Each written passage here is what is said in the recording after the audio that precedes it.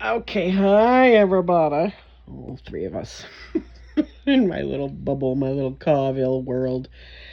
I just want to share some funny, ironic hypocrisies because I think it's really fun to do that. Actually, it's good to burst those bubbles and hold up a mirror when you can and when you need to, and when you feel like it's a good purge.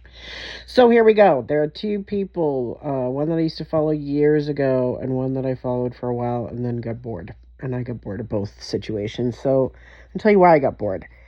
I get bored of being lectured to and preached at by people who've lived less of a life than me, and especially about their pride or arrogance, because there were two examples I want to give you. And I'm gonna say I liked these people to begin with, and I respected them to begin with, and then I saw through the mask, and I got disappointed, and that's my own stuff because I had expectations. I tend to put people on pedestals when I think they're cute or they're interesting or they're artistic or they're funny, and then the mask slips and I see beyond it, and I go, well, I mean, maybe I am a kind of a spiritual perfectionist in some ways. I want someone to walk their talk and to be consistent because I try to do that. I also have a shadow bitch side that I've been very open about and very clear about. That's when I feel encroached upon, disrespected, or treated with cruelty or indifference. Then my bitch side comes out, and I'm totally proud of her. I think she has kept me alive. She's kept me both surviving and thriving, because if you don't develop your inner bitch and let her out sometimes when people are being shitty and shady, you're going to suffer. So here, I want nobody to suffer. And I want these people who are presenting as men but are to me broken little boys who are playing roles and doing their best. I think they're both doing their best with their levels of consciousness. I'll give them that much. One is a lot more nefarious and has criminal accusations against him. The other one is just one of those like popular, everybody loves this guy kind of people. So I'm using these people only as examples, and I'm by no means perfect. By no means do I have all my shit figured out. And I'm still a work in progress myself. So these accusations come from observation and from just things that didn't land or sit right with me. Okay, both of them I gave chances to correct, direct, and with respect, to collab, above board and on the up and up, and both of them declined those chances. And so that's rejection. You have to like lick your wounds a little and get over your pride and your arrogance, your ego. Okay, they're not interested, but that yet they still take things I post or things I say, and they use it as fodder and as a muse, an unintentional, uncompensated, unrecognized muse. And one got really petty and vengeful, and the other one got like defensive and butthurt. Both of them were defensive and butthurt, but the other one, anyway. So one was on a tour. He's a rock star, billionaire actor, Oscar-winning douche-tard, who I think is an FTM, total Illuminati, shill, total puppet, total handler, total slave. I've written about him ad nauseum, spoken about him, tagged, him in things over the years. We have, like a sibling rivalry of sorts. It's gross. And this person, again, has access to the fame realm and the airwaves and punky, pranky people who like to be enablers of this abuse and this shithead, dickhead move. This is a person who sent used condoms and dead rats or something, or live rats or whatever, to their co-stars for playing jester. I won't say the real word. This is not defaming anybody. This is explaining my side of the story, which, you shouldn't have to do for 10 years, but here I am. And then the people who hop on board with the nonsense and the shenanigans and the malarkey and the bullshit and the spin and the lies and the gaslighting and the gang stalking, and then the Darvo, which we're in a heavy Darvo hoovering, love bombing, discard phase with these, it's an energy that shows up as different faces. I'll put it that way. So the one that's the A-lister, I call A for asshole, was on tour in Italy, and someone brought him vegan raviolis, and this little brat prince diva bitch was saying how gross it was. Now, someone in your entourage went out, and this is an example I will use forever because it's really, really palpable to me that you have billions of dollars and you're complaining about one meal, a vegan ravioli, when there are people around the world who don't get meals and who are not, in their diva era or princess era where they think everybody owes them. That's entitlement, that they owe you a good vegan meal when you're on tour, where you're lucky to get what you get and you shut up and you eat it, right? This is my Boston talking. And then the other one does all this, good stuff, good deeds, says all these, trite wisdom pieces, and then tries to shade and say, well, you're never too old to learn and all this crap. And thanks for the support, meaning he was butthurt about something that was said or done. And really all it was this person has a program where they supposedly found some cardigans in a condo they bought and they bring them to nursing homes. Excellent. That's great. I'm in full support of that. I absolutely cheer that on. Well, I tried to collab with this person a few times. They put something up about an eagle. I put something up about an eagle. No response, crickets. And I'm like, I'm out because I already dealt with this with the vegan ravioli kid. And it's just a recognition of one might be really criminal and in a really evil, satanic, Masonic cult, and the other one might just be, a regular, everyday guy. They could both be operatives. I don't fucking know, right? I know Operation Loverboy feels weird when they're sending wave after wave after wave of people to torment you psychologically, emotionally, and to make you feel less than or wrong. Or their defensiveness is a counterattack to what you've called out, which is just obvious things. So this one has people send him cardigans to his P.O. box. Okay, that's great. That's a beautiful program, and I, again, am in full support. However, a few times I've noticed this person will say, oh, I don't know who sent this to me. He didn't send a note, and I think, well, common sense says look at the return address. And even if it says, like, R, something or other, R. Smith. You just say, thank you, R. Smith, for the cardigans and this and that. No, but this person is so used to now being inundated with cardigans, like the other person could have as many vegan raviolis as he could ever possibly want to eat, because people are bringing these things to you. So somebody went to the post office, put their time and money and effort and energy into that, and you can't be bothered to take 2 minutes to figure out who's it from, or which gift goes with which person so you can thank them properly, then there is something very entitled, very prideful, and very arrogant about that. So whether it's vegan raviolis or cardigans, these are just examples.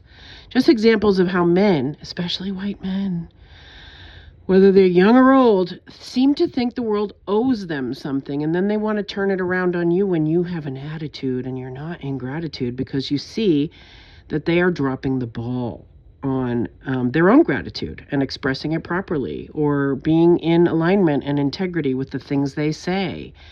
You say you want to help the world? Well, then stop raping teenagers. You say you want to help the world? Well, then thank the people who sent you the cardigans properly. It may seem like a wide swing there, but it's a spectrum, and I'm just showing you different ends of the spectrum. And both these men think they are good. They think they are good. And yet I'm seeing a foible there. I'm seeing a flaw, and I am accusing. And yes, I have 3 fingers pointed back at me. You know why? Because I've been through this for 10 years with people like this who communicate passive aggressively and indirectly. And I don't deal with it anymore. I move away from it. I call it out. I laugh at it. I cry about it sometimes because the, unfairness and the injustice of how these men can have, tens of thousands or millions of followers who are all duped and all telling them all the time how fucking awesome they are and how amazing they are. And they may do some fucking awesome and amazing things, but then they turn around and they want to gaslight. And that is not fucking awesome or fucking amazing. That is fucking slimy. I don't care who you are. I don't care what kind of wolf in sheep's clothing you are trying to be, what kind of chameleon you're trying to be. If you complain about things that people are doing to try to make your life better or easier, or to help you on your journey with your dream, the cardigan dream or the vegan ravioli dream, you are a piece of shit. And you're being a piece of shit. And I'm not going to sit here and let you call me a piece of shit for the fact that I'm calling you out on that piece of shit action. Okay?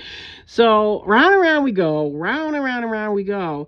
And I'm grateful for my intuition. I'm grateful for my voice. I'm grateful for the internet because it helps me call this shit out in myself and others, because my foible is I wanted to believe better of these people, and I was duped by the act, and then I got really frustrated and disappointed when the mask slips, mine or theirs, right? Mine is, well, I want to give you the benefit of the doubt, and I want to think you're a human who would actually deal with another person on a decent human level and not treat people like they just are your slaves or you're, there to facilitate ease for your life. No, fuck that, and fuck you, and fuck off, okay? So that's what I have to say.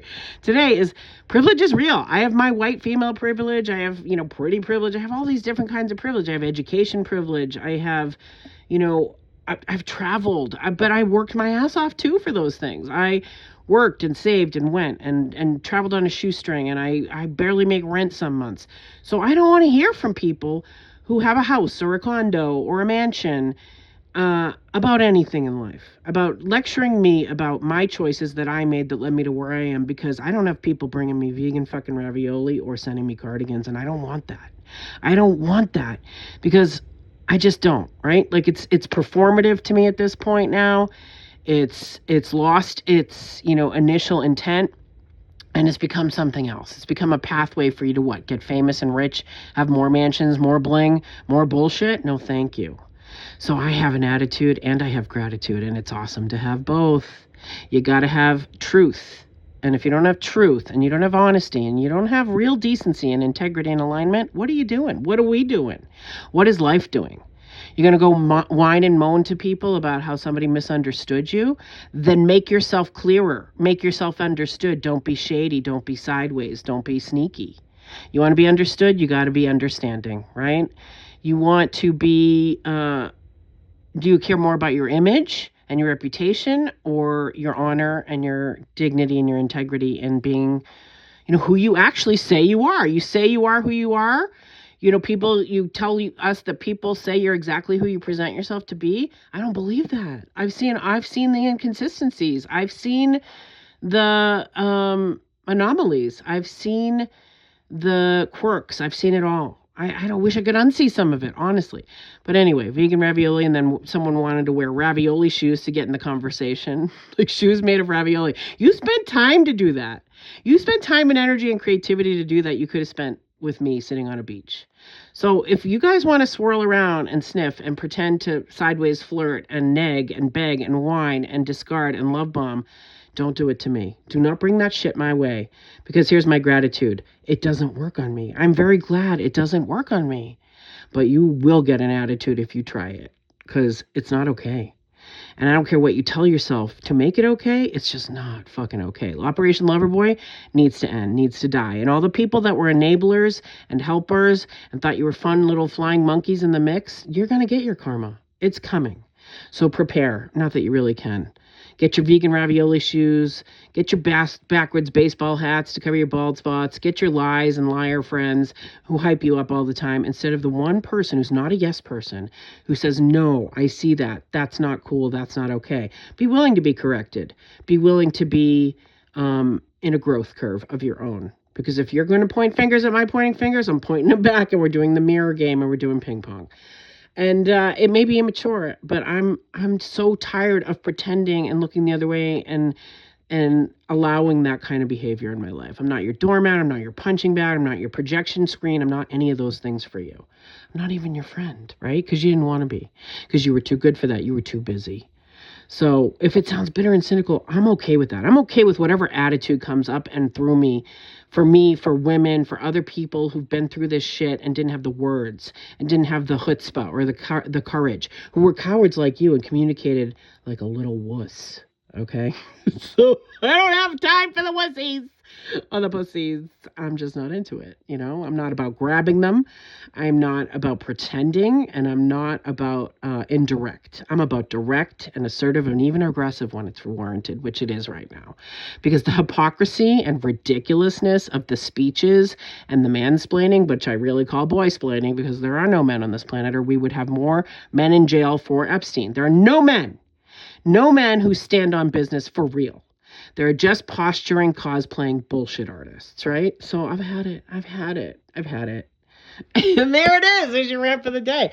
I hope you love my attitude. And I hope you're grateful for the correction, because it's going to keep coming, right?